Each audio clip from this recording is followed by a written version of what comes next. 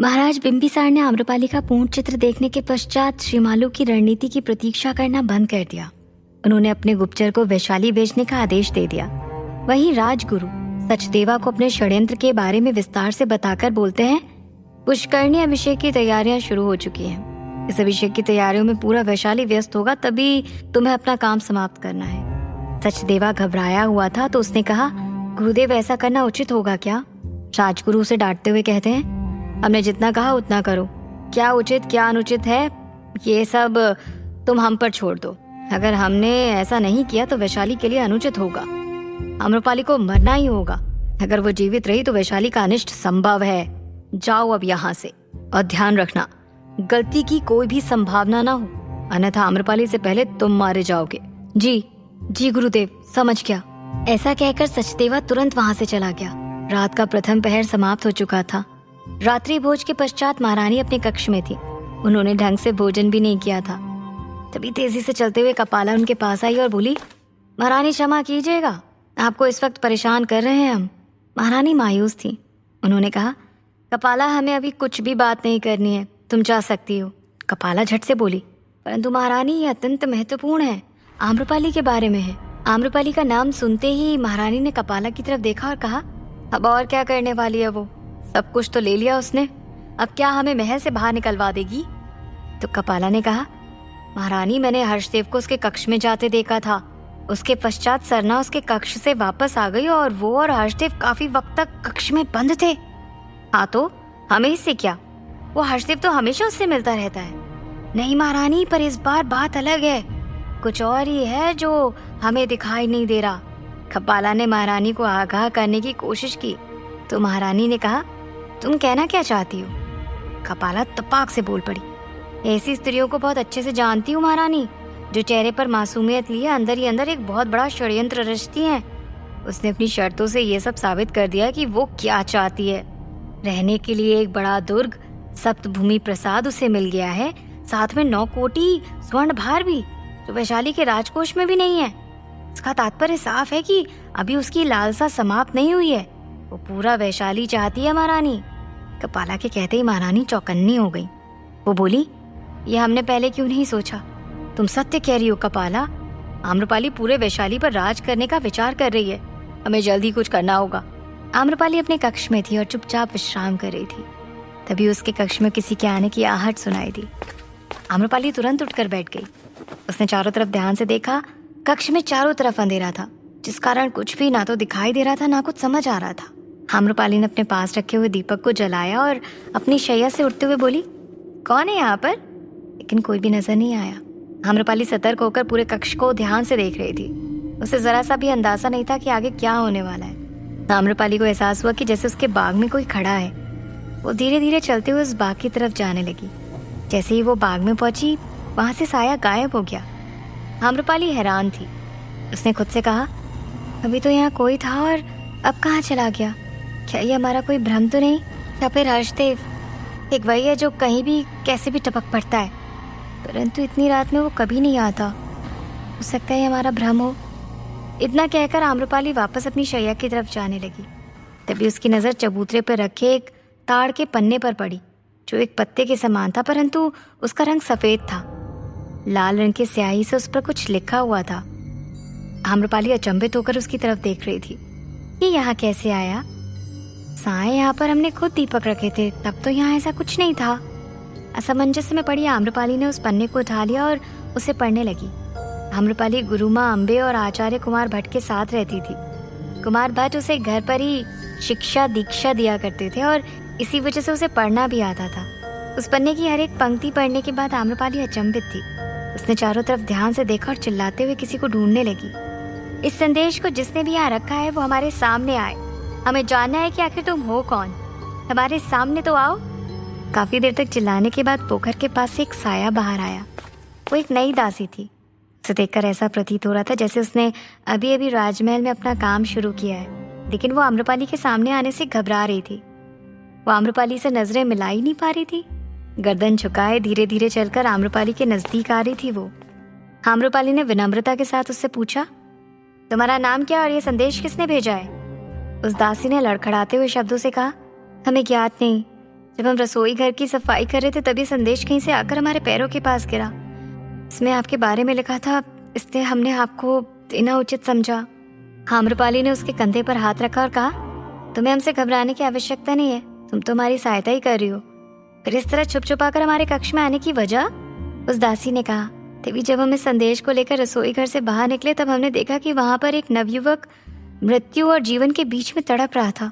हम उसे बचाने के लिए गए, लेकिन उसने हमें जल्द से जल्द ये संदेश आप तक भेजने के लिए कहा।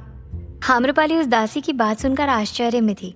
उसने तुरंत कहा, हमें अभी उसी जगह लेकर चलो जहां तुम्हें वो युवक मिला था। उस दासी ने हाँ में गर्दन हिलाई और आम्रपाली से आगे चलने लगी।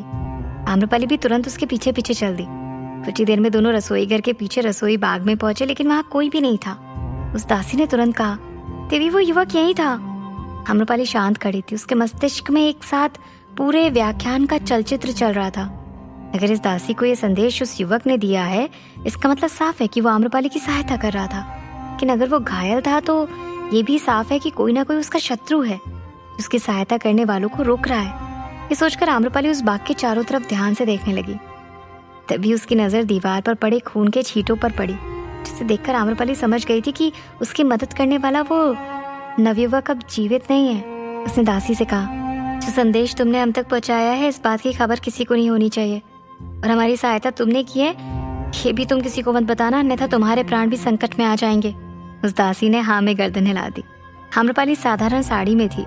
वो धीरे धीरे अपने कक्ष की तरफ बढ़ने लगी। उसने अपने मन में कहा, राजमहल, इसकी चकाचौंध दूर दूर तक दिखाई पड़ती है, परंतु इस चमक का रहस्य इसके अंदर दी जाने वाली बलि है। लोगों के बलिदानों से ये चमक बरकरार है। सोचते हुए आम्रपाली उस नवयुवक के बारे में बोली, तुम जो भी कोई थे, अवश्य हमारे मित्र थे। तुम्हारा ये बलिदान कभी भी खाली नहीं जाएगा। अगले दिन सुबह सुबह पुष्करणी अभिषेक की तैयारियां जोरों शोरों से शुरू हो चुकी थी। पुष्करणी अभिषेक वैशाली में मनाए जाने वाले उत्सवों में से एक था। इस दौरान एक विशेष नक्षत्र में पुष्करणी पर स्नान करने का प्रावधान था। पुष्करणी सरोवर का महत्व विशेष था। कहा जाता था कि इस पुष्करणी में स्नान करने से व्यक्ति अजेय होता है। इसमें स्नान करने के लिए कई राजा महाराजा आक्रमण करते रहे हैं, परंतु इसमें स्नान सिर्फ वही कर सकता है जो सर्वनिर्वाचित हो। पूरी प्रजा के साथ साथ मंत्री गण सभासद भी उस व्यक्ति को अपनी सर्वसम्मति दें। महाराज के महल के बाहर बड़े से मैदान में सारी प्रजा उपस्थित थी। इसके साथ ही मंत्रीगण सभासद और राजा के बैठने की उचित व्यवस्था भी की गई थी। महल के सबसे ऊपरी भाग में, जहां से पूरा वैशाली दिखता था, वहां पर महाराजा महारानी अपने मंत्रीगण के साथ बैठे हुए थे। सारी प्रजा महाराज की जय जयकार कर रही थी। राजा ने महामंत्री की तरफ इशारा किया। महामंत्री उठे और सबको शांत कराते हुए कहते हैं, शांत हो जाइए। जैसे कि आप सभी जानते हैं कि प्रतिवर्ष की भांति इस वर्ष भी पुष्करणी में अभिषेक का वो विशेष नक्षत्र आ चुका है। प्रत्येक वर्ष की भांति इस बार भी आप सभी के सर्वसम्मति से निर्वाचित व्यक्ति को ही इसमें अभिषेक का अवसर मिलेगा। तो आप सभी के समक्ष मैं कुछ नाम प्रस्तुत कर रहा हूँ। जिसे भी आप लोग निर्वाचित करेंगे वही इस वर्ष पुष्करणी में स्नान का हकदार होगा। पुष्करणी में आक्रमण न हो, इसलिए वैशाली के राजा अपने आस पड़ोस के सभी जनपदों के राजा को भी आमंत्रित कर देते थे। अभिषेक के लिए उनका भी नाम दिया जाता था। महामंत्री ने एक एक कर सभी राजा महाराजा रानियों महारानियों के नाम गिनना शुरू कर दिया। उनकी उस सूची में ऐसा कोई भी राजा, युवक, रानी, राजकुमारी नहीं थे जिसका नाम ना लिया हो।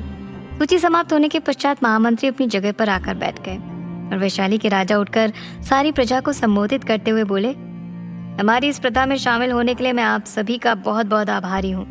आपके समक्ष सभी का नाम है। आप जिन्हें भी चुनेंगे पूरे सम्मान के साथ उनका मनोरम अप्रतिम पुष्करणी में विशेष पुण्य नक्षत्र में अभिषेक होगा। तो सर्वप्रथम हमारे मंत्रीगण बताएंगे कि उन्होंने किसे चुना है। सारे मंत्रियों ने विचार विमर्श करने के पश्चात कहा, हम वत्स जनपद के राजा उद्यन का निर्वाचन करते हैं। राजा उद्यन उस वक्त वत्स जनपद के शासक थे। वैशाली के राजा ने उनका सम्मान किया। अब वैशाली की प्रजा की बारी थी। जैसे ही राजा ने प्रजा को नाम पुकारने के लिए कहा, प्रजा के बीचों बीच एक स्त्री के चिल्लाने की आवाज आई, देवी आम्रपाली की जय हो, जय हो देवी जनपद कल्याणी की, आम्रपाली की जय हो। उस स्त्री के चिल्लाते ही धीरे धीरे सारी प्रजा आम्रपाली की जय जयकार करने लगी। जनपद कल्याणी की जय हो, आम्रपाली की जय हो। सारी प्रजा की आवाज इतनी तेज थी कि पूरी वैशाली की नींव हिलने लगी। आम्रपाली जो इन सब से अनजान थी, अपने कक्ष में बैठी हुई थी। अपने नाम की जय जयकार सुनकर वो भी हैरान थी। उसने सरना की तरफ देखा और हैरानी से कहा, ये सारी प्रजा हमारे नाम की जय जयकार क्यों कर रही है? और तुरंत उठकर वो अपनी उस त्रिकोणी खिड़की के पास आ गई जहाँ से वैशाली नजर आता था। सरना भी उसके पीछे पीछे आकर खड़ी हो गई। आम्रपाली ने भी देखा कि सारी प्रजा हाथ उठाकर आम्रपाली के नारे लगा रही थी। सरना ने कहा, असंभव, क्या तात्पर्य? आम्रपाली जो कुछ भी हो रहा था उसे समझ नहीं पा रही थी। तो सरना ने उसे बताया, सदियों से चली आ रही परंपरा टूटने वाली है। देवी आम्रपाली, अब तक जो कभी नहीं हुआ वो होने वाला है। सरना, क्यों पहेली बुझा रही हो? जो भी कहना है साफ साफ कहो ना।